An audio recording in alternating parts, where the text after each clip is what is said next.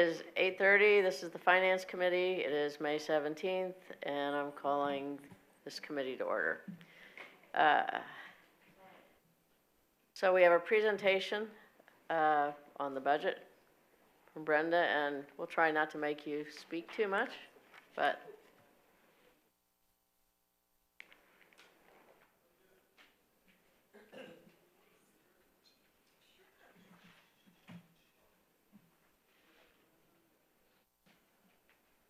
And while we're waiting, thank you, Joan, for chairing so that I can save my voice and not Please. start coughing.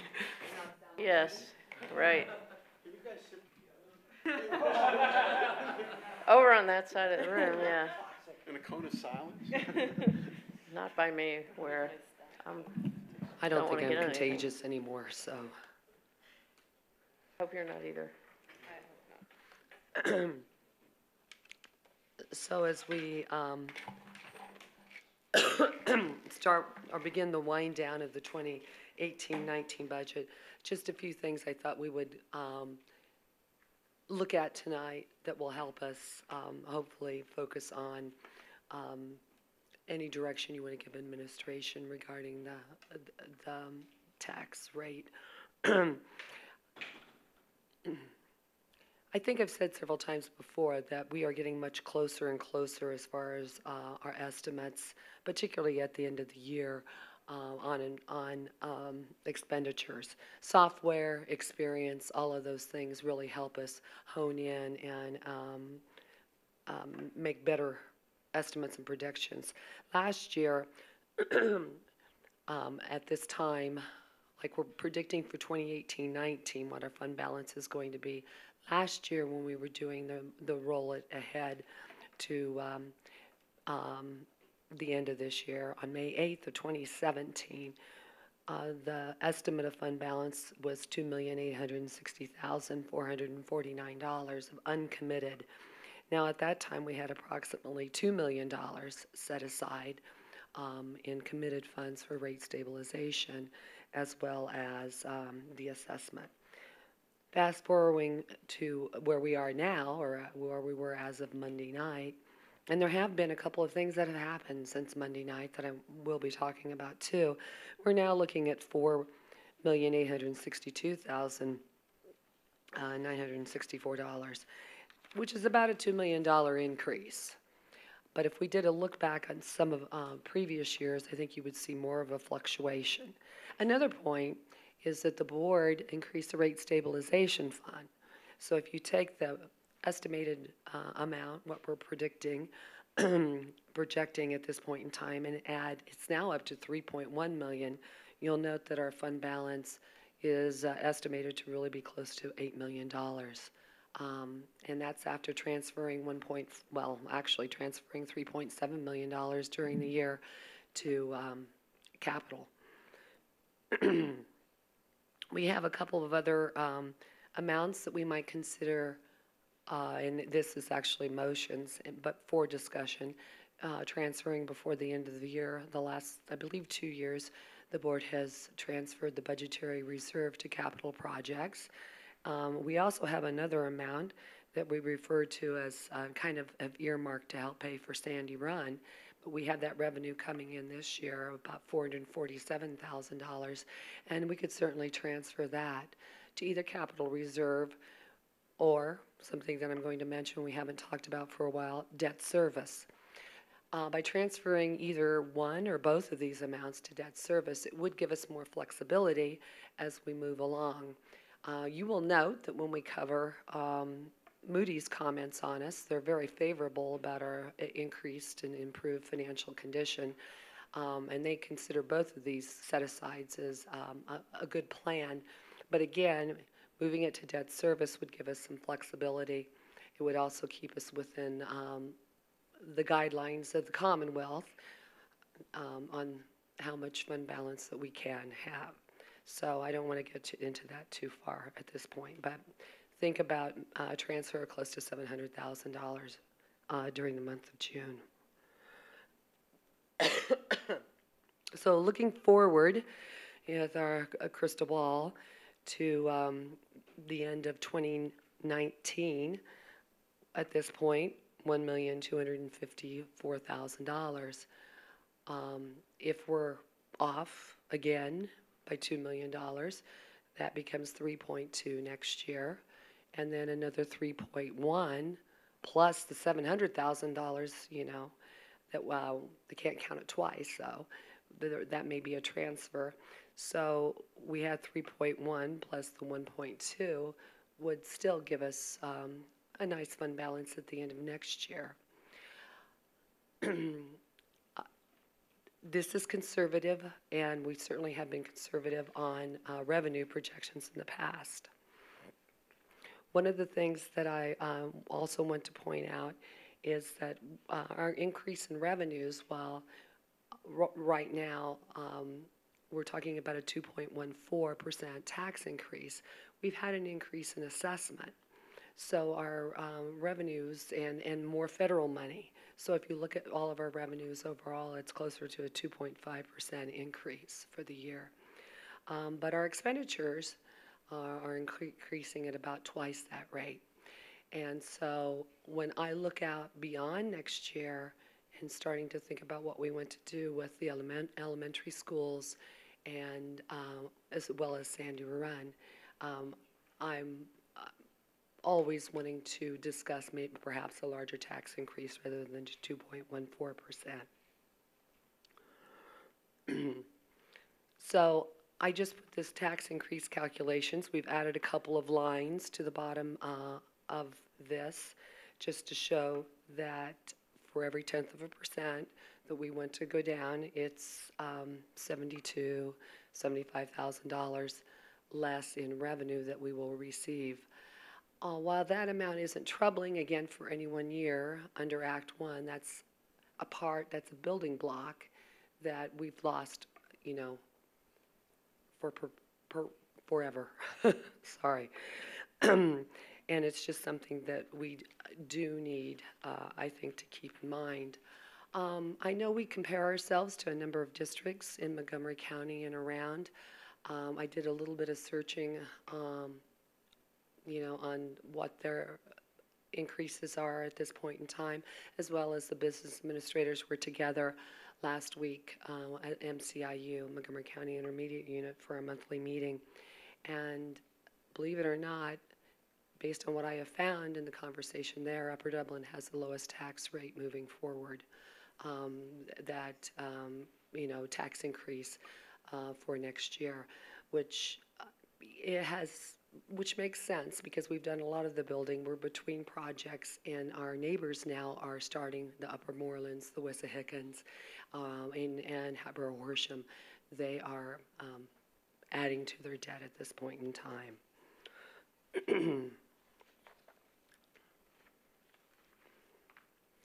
Now, Mr. Robsky, I think you have this in front of you, but it's still pretty small. For our guests in the audience, it's even smaller. But I don't know if we should start looking at our projection model maybe a couple of times a year.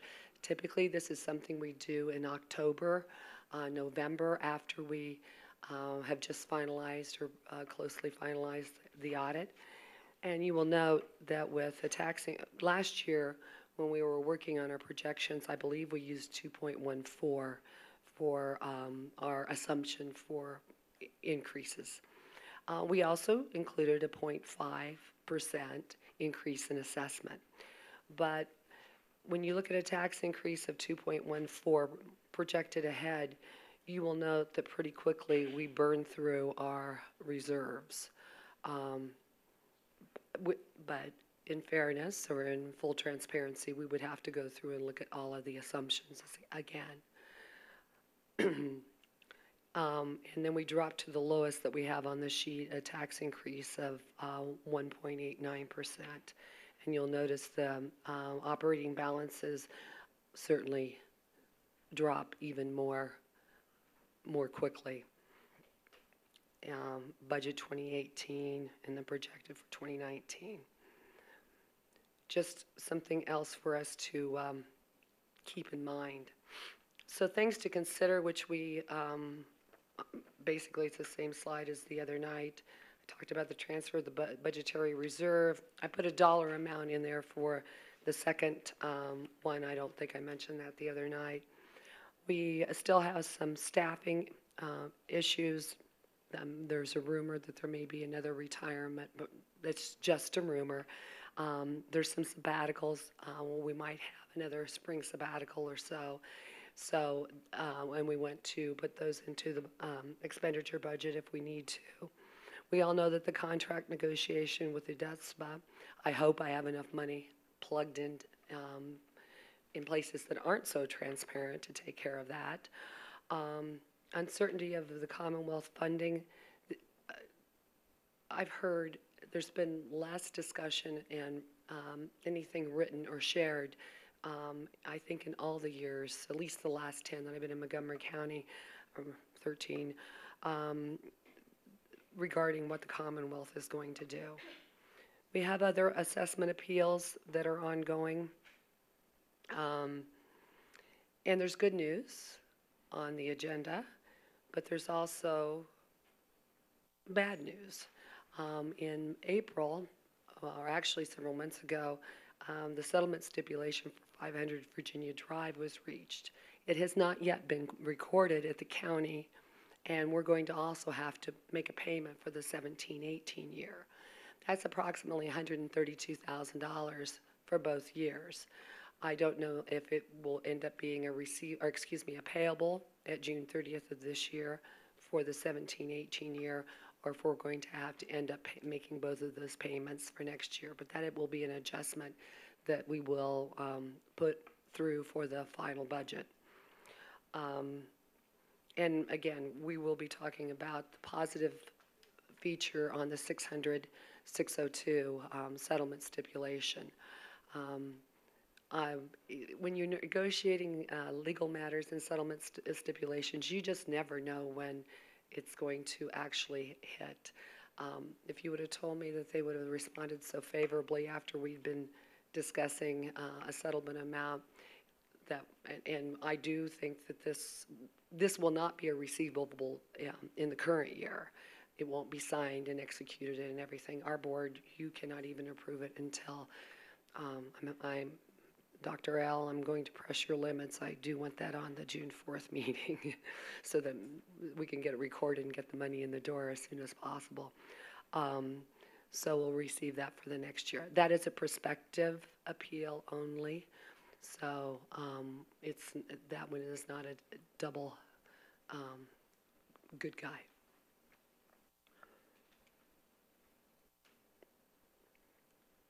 And that's really as far as anything particularly related from the other night. That's all I wanted to cover. Do you want input from the committee with regard to the tax increase, or is that one of the? Okay. Yes, and if you like, we can actually go through some of the items on the agenda and then maybe. You want to come back to it at the end? Okay, let's do that. If that's all right with you, Madam Chair. Okay. Jen, did I forget anything?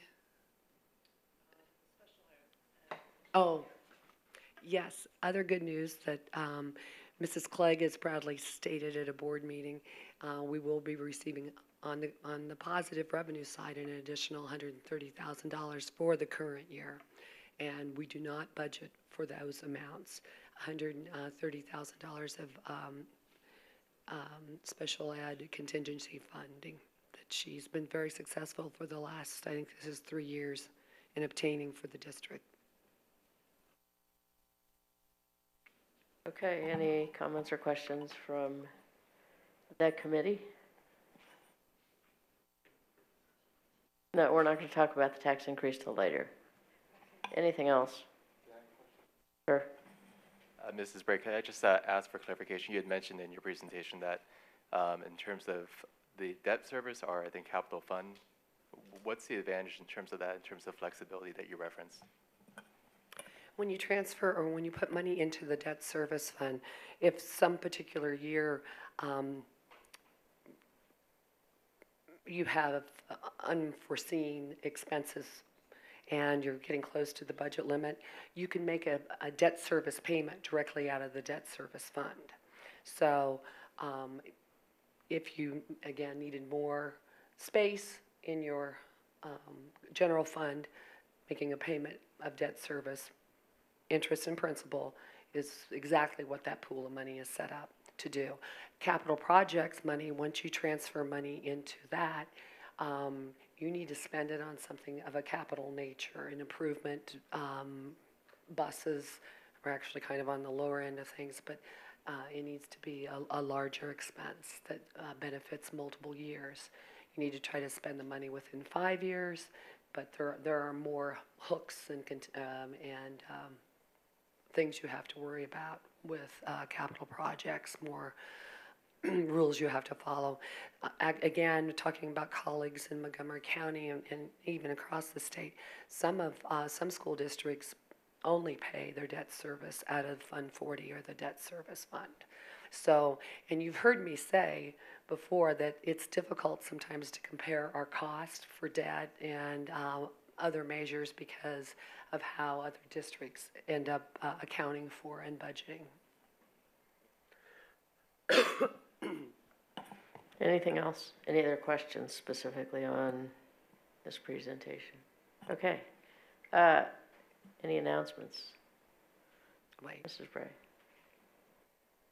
seems like I did have something. You do? I jumped right down below it. Oh, additional items for June 14th. Oh, thank you. I'm trying to use my, no. We don't have the information yet. Thank you, Jen. Always looking out. We need renewals of insurance policies, and those usually don't come to us much before early June. So those will be on the June 14th agenda. Awarding of school level and custodial bids, approximately 14 awards are typically done. And going back to the assessment appeals, we've had a contract with Keystone Realty Advisors, and that's basically for property tax appeals that we file, reverse appeals.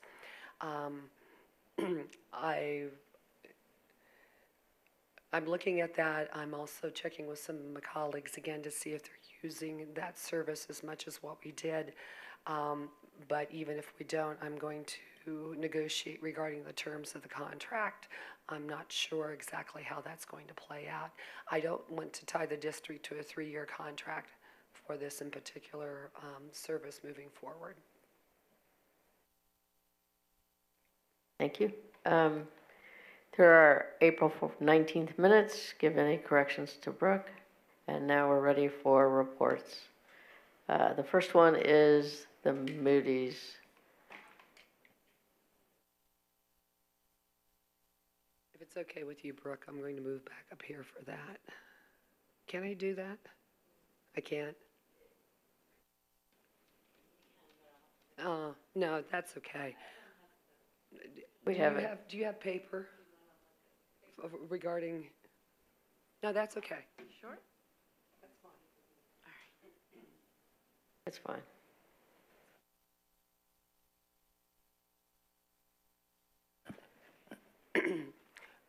Soon we'll be going to market for borrowing, and then we engage in a very different, it's a labor-intensive process with Moody's or Standard & Poor's. We may actually be doing Standard & Poor's, working with them,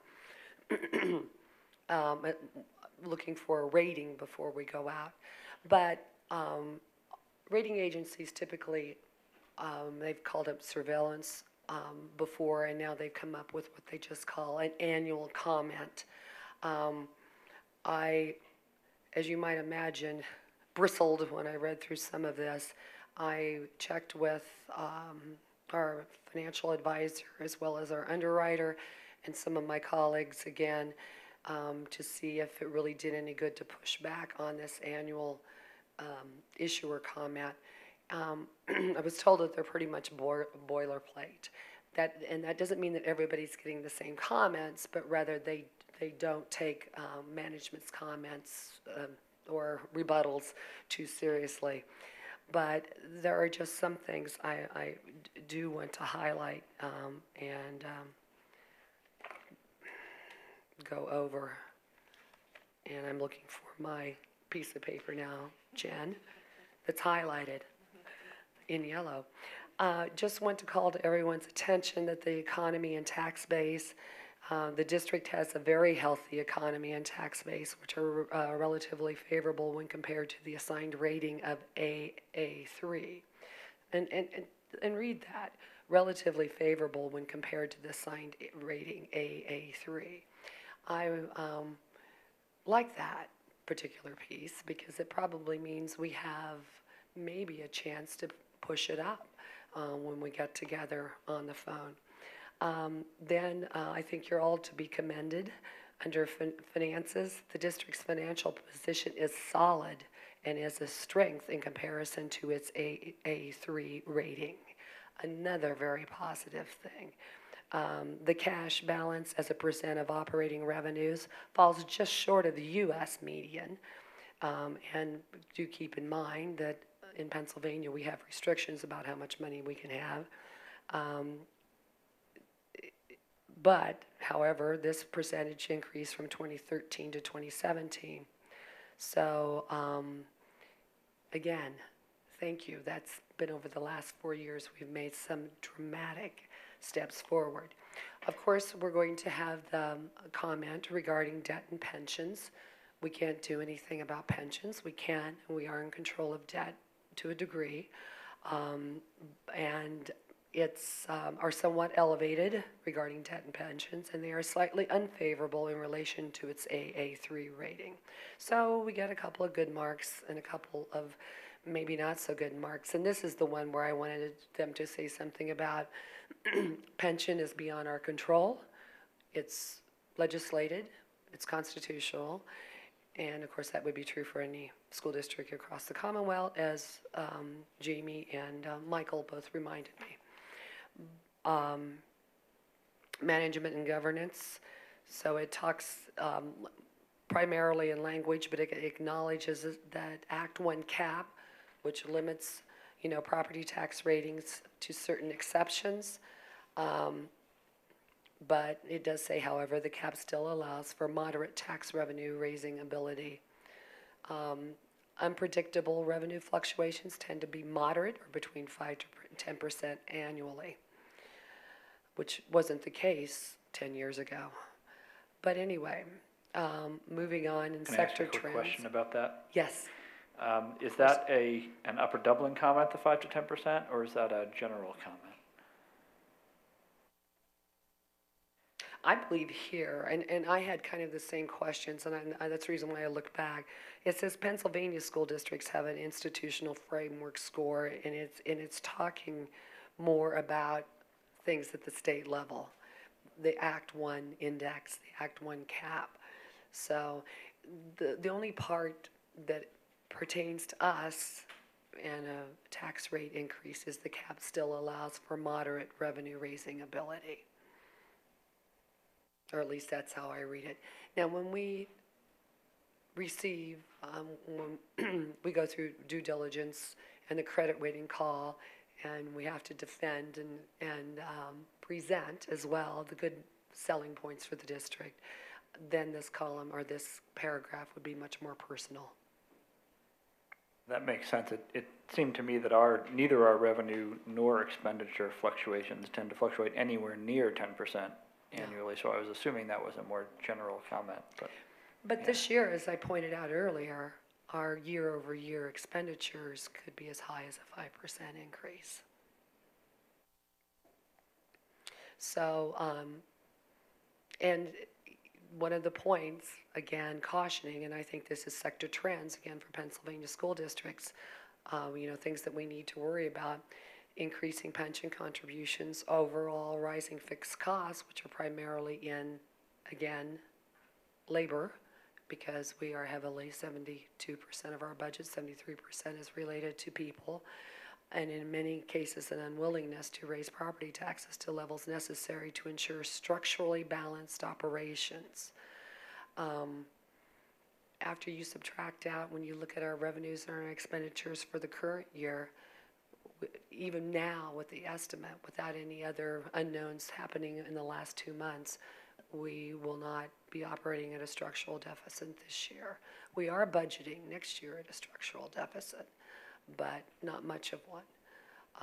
So I just wanted all of us to take a look at this. I don't know that since we'll have something up in a few months, if it's worth posting to the website, but it certainly was worth posting and discussing tonight. Moving on to page 3, just one last look. Finances, again, just looking at the keywords on the right-hand side for a quick, review. It's stable, stable, stable, and those are more, again, economy and tax base. They're related to the township. We don't really control those. Finances, improved. Even the debt, and based on the ratios, full value and operating revenues have improved. Weakened, again, pension liability, but that's a pass-through from the Commonwealth based on the unfunded debt at the state level. And then we're stable for the net pension liability to operating revenues. And then the graphs at the bottom are kind of interesting. If you'll turn to the next page with the lilac or whatever color you'd want to call that, you'll notice that we jumped or dropped in 15 and 16. Can anyone here tell me what caused that? It's the reassessment of hub. But notice the jump for 17, and that will continue. I am optimistic over the long term. I'm just always a little more pessimistic usually than the board is about when those revenues are going to come on board. And as you all like to tease me, you can't spend it more than once, and you can't spend it before you get it in the door. So, but anyway, enough on that, unless there's questions. My only question is, sometimes when we get interim things from, they change the rating, or they say outlook, like, I forget what it is, like optimistic outlook or something like that, or negative. Positive, or stable, usually were the Would they three have done terms. that if they thought there was a change, or is this just an interim report that doesn't do that? I think where they would reflect that is on page 3, where they talk about stable, Yeah. improved, and weakened. You raise a very good point, and it depends upon if you're using Moody's or Standard & Poor's, whether they will give you an overall credit. The positive, negative outlook is what they used to call it. And they do change the reports, so. I think you can see in the upper left on this document from Moody's, it says the general GO-related rating is AA3, no outlook. Mm-hmm. And that's because I think Moody's does not do outlooks for municipal bonds. That's why it's no outlook. But they no longer do. They no longer do outlooks for this type of organization. Standard & Poor's still does. Yes. And so that no outlook is not a neutral, it's a literally no outlook. So just last year at PSBA, there was a representative from Moody's, and I picked up a few documents. Mm-hmm. One of them is, talks about all the school districts in Pennsylvania. So in Pennsylvania, there are 8 out of 500 school districts that are rated AA1, 26 that are rated AA2, and 30 that are rated AA3. So that's not a lot out of 500. So AA3 is still pretty decent. And I believe the first one that you referred to as 8 has dropped to 7. Oh, I do like to watch things you like watch that. those things? Does that chart not include AAA? Above AA1? Oh, it includes everything. What do you mean? The highest rating for Moody's is AAA. Oh, I meant AAA. Oh, okay. I'm sorry. I wrote it down as double. No, these are all AAA. And they have the same, or have speakers come to PASBO as well. Yeah, So so I'm sure you track those things. All right, let's move on. And does anybody have any other questions or comments? Okay, let's move on. Transfer from, this is what we were talking about before. Okay. I'll read it so you don't have to read it. It would be a transfer of the budgetary reserve of $250,000 and the $477 plus $100,000, I'm sorry, of real estate tax revenue from the general fund to the debt service fund. And any comments or questions? That 477,225, will you be increasing that each year based on the tax increase? Yes, okay. Or I you think give I them would a say it a little bit differently. Yeah. That amount is generated based on an assessment. Right. So whatever- that when the millage goes up, Stop. that amount will increase as well. But again, we plan to use that to pay for debt Right. service Yeah. eventually.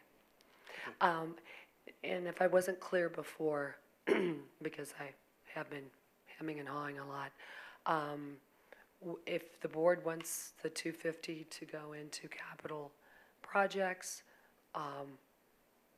we can split the two amounts. I'm just wanting to be a little bit more conservative right now since we didn't, and perhaps put it in debt service. I'm fine with debt service. You agree? Anyone else? Okay. I agree. Okay, thank you very much for the direction. Okay, the next item is, get to it. The commitment to the health insurance rate stabilization fund, and let's see. There's no amount. I'll let you talk. Okay. This is an unusual commitment in that we just need the board to vote on it before the end of the fiscal year. The amount is determined post-audit. So depending upon, as in last year when we had quite a bit of unexpected revenue, we increased the rate stabilization fund as well as transferring the 1.5 million. So this is just a placeholder. If we don't have as good a news as what we want, we don't need to add to it. We are now at 2.1, which is at least about 3 months worth of debt payment, which is certainly a long ways from where we were 4 years ago. So I just would like to move this forward and get it approved in one of the June meetings. Okay. That makes sense. Any other comments? Mark? We had the same motion in May or June last year, right? And we did, Absolutely. and then we solidified the amount. That's what Right, has to okay. happen with Yeah. this particular one. And we don't have to do anything. If you know. Right, this provides the flexibility to do Right. something later should we want to do it. Right. Okay, move that forward. And, Can I ask a excuse question me. as well? oh, wait. Yeah. Can I just, question of clarification, does 2.1 that's being transferred this year, is that in addition to the years previous that we also added to it? We're not transferring the 2.1. It actually stays within the general fund. It's just that the amount that has accumulated in this committed classification. And it's already there. It's not that we're Right. doing that now. That's what's already there. I guess the clarification is, so before we had it at roughly 7-something, I believe, 700-something thousand. So this increase, is it 2.1 or is it 2.8? It's already at 2.1. Okay. You might be, it started at about 600. Okay. It did 3, That might be 4 what you're years ago. remembering. Yeah, that's- And then we've slowly built it up to 2.1 today. I see. So we're not proposing to increase it today Okay. Thank or you. decrease it. Right. And just, again, to recall to everyone, if we want to take money out of the rate stabilization fund, it takes a motion approval at a public meeting by the board. Management cannot make that determination. Okay, I think we're fine with moving that ahead. The next item is the settlement stipulations for 600, 601, and 602 Office Center Drive. These look like good guys. They definitely are. But we've had a history, a storied history with those three properties. You know, we paid a fairly large refund just a few years ago, and then they filed an assessment appeal and dropped it to an aggregate of $29 million.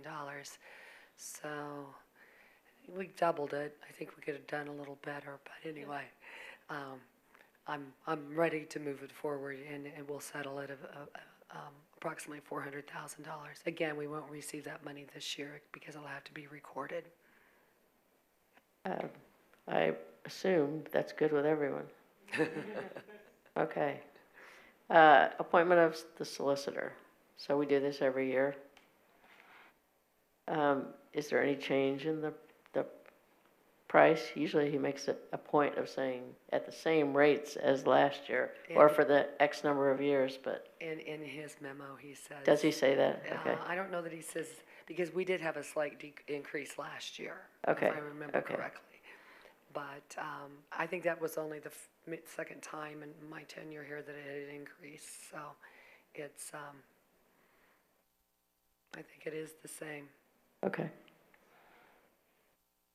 All right, any comments or questions on that? It says here, is it compensation for basic services? Is that the retainer? Yes. And it says, 15,600, right? Payable by monthly installments of a sum of 2,600? Right? While it says in bi-monthly installments, we basically pay the solicitor only 4 times a year, so that's how it's divided up. Does he have like hours or something like that, is there a category of like certain hours that he? There's, puts in the rule of thumb is, the solicitor always comes to all of our board meetings, so that's part of the service that's included in that. In addition, and there are a lot of questions that the superintendent and the business administrator have, and well, not so much special ed, but questions that relate to school code, and we're not charged individually for every thing, at least in theory. But anyway, so there are certain questions that are just covered by the retainer, and the times that they come to the board meetings, Ken's here at every single meeting. They don't charge us when they come to an executive session. Again, retainer. I don't know that since you've been on the board that we've had the need to have one of the attorneys come in to talk about litigation, but that's part of it too. Now, when they go out and there's when we're being deposed or any of those type of activities or going to court, obviously we're charged for that at the hourly rate. That's called a special project? Is that like a special project? Is that what that would be under? No, it's not. I mean, it's just listed individually on the bill.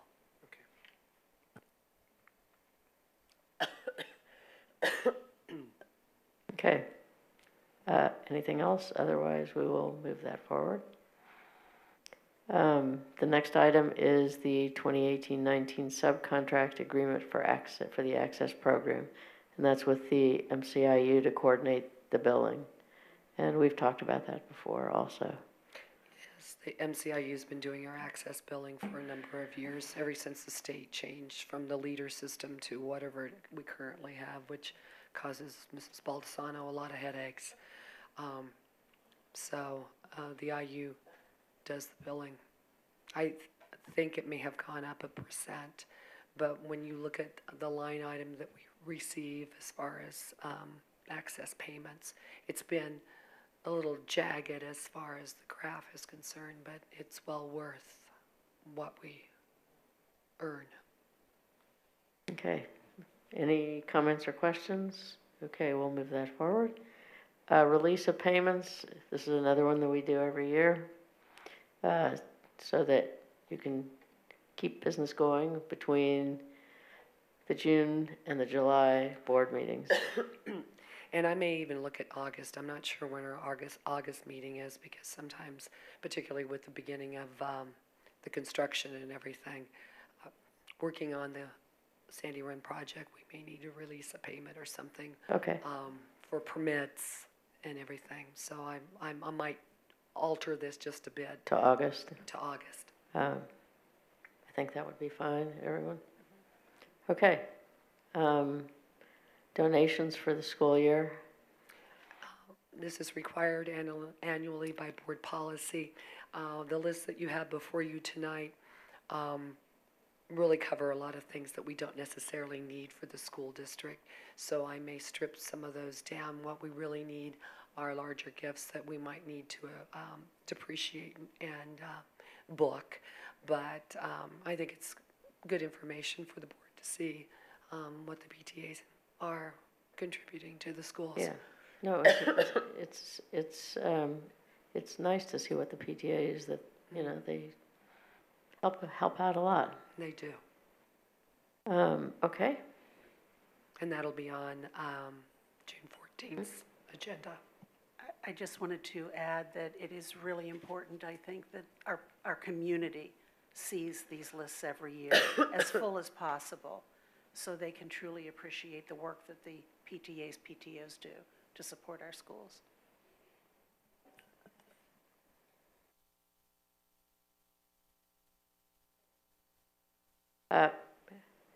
That's it. And since we have no community at this time, we will not have community input. So, thank you, everyone. Oh, I will say that we have to go back to the tax increase. Okay. I forgot about that. Okay. We're all tired. So, who would like to start that discussion? I guess we'll open it to everybody. Go for it, Mark. I want to remind everyone, back in January, Pennsylvania Independent Fiscal Office released a report that projects what the Act 1 index is likely to be for the next 5 years, and I'm scrolling to find it right now. I should have had that up.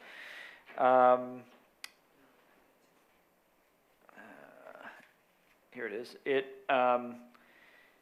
So the forecast for the next 5 years for the base, again, just the base index, are, this year they have so 2017-18, they have it at 2.5. It's actually 2.4, isn't it? Yeah. So again, this was a forecast back in January. Then 3.0, 3.3, 3.3, and 3.3. Oh, you know what? I'm sorry, I'm looking at the wrong one. That's the 2017. That's why it's wrong. I have the 20, here's the 2018 one. I apologize. So 2.4 this year, and then 2.7, 2.8, 3.3, and 3.4. And a reminder that is basically a prediction of employment costs, are the factors that go into calculating the Act 1 index. So employment costs are likely to rise by those percentages. We have had a trend trying to keep our tax increase decreasing over the last several years. Meanwhile, we're flying in the face of an increasing base index forecast. So, as I said in an earlier board meeting, I think probably back in January when this was released, there is going to be a point, at some point, where we're going to have to bottom out. We've had this trend since 2011 of decreasing the increase every year. At some point, we're going to have to level off or head back up, and we should keep that in mind as we make this decision, because, as Brenda said earlier, any 0.1% we don't take is a 0.1% we can never get back in the Act 1 environment. It's not. I just wanted to call to everyone's attention that this, our rate of expense is likely to increase over the next 4 to 5 years steadily. So what's your bottom line? I guess someone has to go first. I'm pretty comfortable where it is at 2.14. It's below where we were. I would like to continue to see the trend go down for as long as we can keep it going down. The more we drop it now, the harder it is to keep that trend going. We also have, we know, some significant expenses coming up for Sandy Run and all the other buildings that we need to do. That coupled with the projected rise in employment costs, which is our major cost driver, make me want to not go too low. There's something beautiful and symbolic about getting down under 2%, but you know, I'd like to save that for next year. Who else would like to go? When I first got into this, I had hoped, you know, by some miracle, we would be able to say we'd be able to go lower than the 2%. And of course, I think that's what we all want. I mean, we all wish for it, but I tend to have the same concerns. We've got some significant projects looming on the horizon and some uncertainty within the financial markets and how things are going to play out. And we still don't have much guidance from this Commonwealth. So that being said, it's not something you like to say, but I think it is appropriate at the 2.14.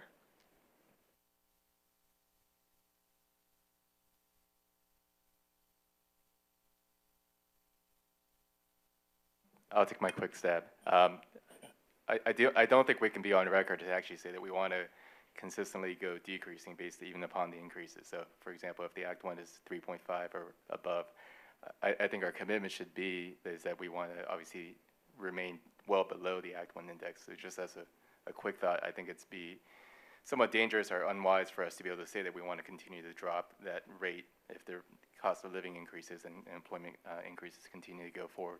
I think for this year, in an ideal world, yes, it would be great to be under that too, because it is significant for our tax base to understand that we are trying to be good stewards with the resources. I do think at 2.14, it's probably a safe estimate, so I would want to keep it there as well.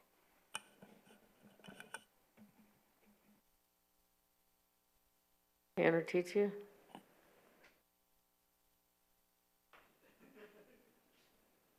Well, all right, all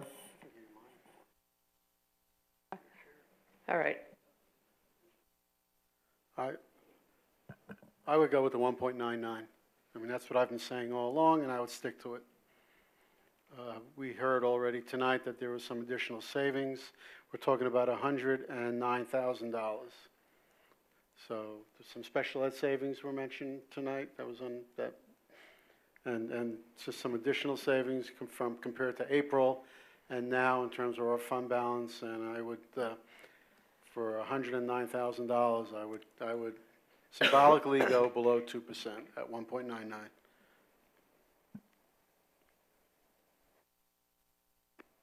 So, I had originally thought that I would like to go to 1.99, but given the changes in projections for some of the things that we're facing coming up, I would rather stay at 2.14 for this year.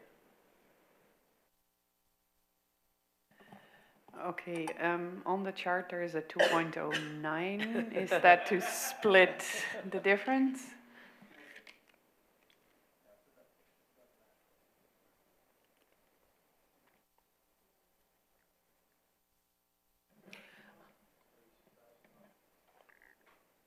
Well, remember, you noted special ed savings. It's actually was additional revenue coming in of about $130,000, but that's one-time revenue. So what we're talking about is a forever amount of money. And we're also going to be paying back $264,000 of, I'm sorry, $264,000 of a refund on another Fort Washington property. Right. And we have $960,000 $960,000. sitting to pay off assessments. But we also have some that are quite large, like 2101, which is could negate that in one fell swoop. I want to also add, as a reminder, one of our concerns with the tax rate has been and should be comparison to neighbors, because it is a factor in attracting people to Upper Dublin. 2.14, as Brenda said earlier, is already likely to be lower than our neighbors, especially in the face of the Act 1 index, which has been rising since 2011. Our tax increase has been decreasing since 2011. So our relative value, while, you know, still not there, has been heading in the right direction relative to our neighbors, and I think this keeps us moving in the right direction relative to our neighbors. So it's not only, I agree, Robert, it's probably wiser to say where we are relative to the index than relative to last year. I think relative to the index is equivalent to relative to our neighbors, so we keep our value, our relative value increasing by staying below the index, and so 2.14 does achieve that. I think, I mean, I agree with you with where you want to be, but I think, I don't agree with that last argument, because I think the people in the community would say they're not looking at whether our increase is bigger than our neighbors. It's really what the tax payment is. And our millage rate is higher than some of our neighbors. And, I mean, we all know some of the reasons why with regard to the amount of property and assessed value there are in the townships are very different, and sometimes that, you know, to cover some of the same costs. So, I mean, I see this as, you know, a trade-off between value and taxes. I mean, we want to keep our taxes as low as possible, but we want to keep our education moving forward, and we have some things that we've committed to and that we see in the future. So I would stay at 2.14 for those reasons. I think you said you agree with me, but you disagreed with me. I agree with that. Yeah. I agree. Agree with the number that we want for the tax increase. Just a little bit of the rationale I didn't agree with. I think the point I'm trying to make, and maybe I didn't make it successfully, is that the value is defined as the, you know, the dollars spent for the education received for some portions of the community anyway. That's how value is defined, and the value, that equation relative to our neighbors is heading the right direction, even at 2.14. It's heading the right direction, even though We're still not there. probably We're not never there. catch up. We'll probably never catch up, but we're heading the right direction.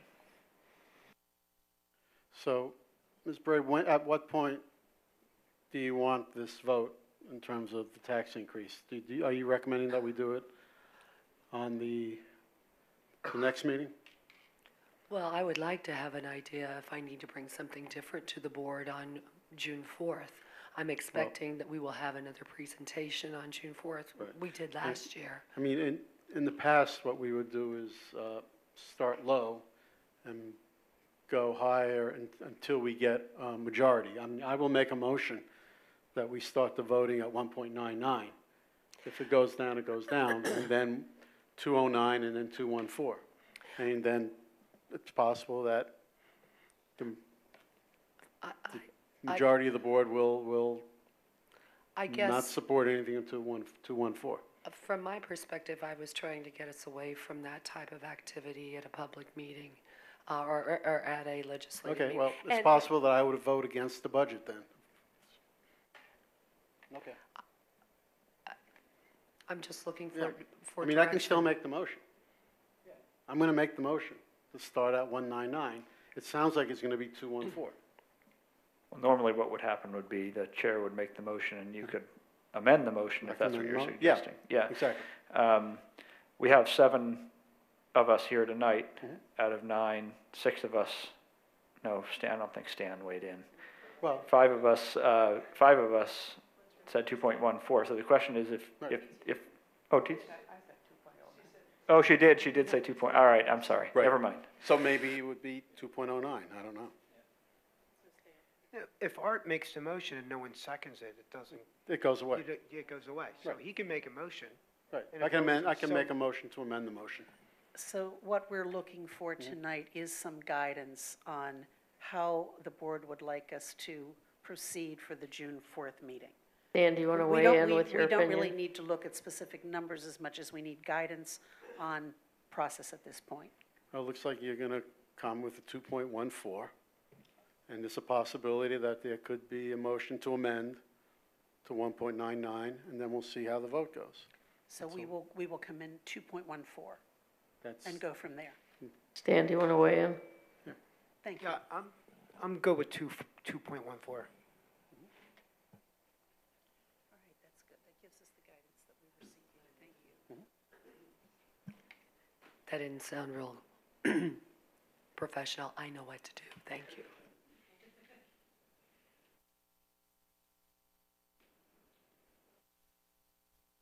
All right, now, the last thing to do is to say that there will be, maybe, a Finance Committee meeting on Thursday, June 21st, if needed.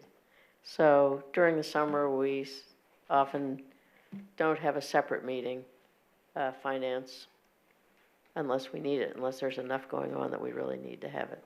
We probably will need to have a finance committee meeting this summer because I expect to start the process for borrowing the first bank qualified $10 million. Well, just don't have it Ready. the second week in July. Don't have it between July 14th.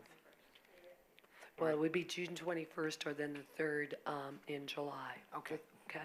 don't have it that week, the 14th. I'm I going think to it would go be away. later than that. It can't be for the 14th. It would be later.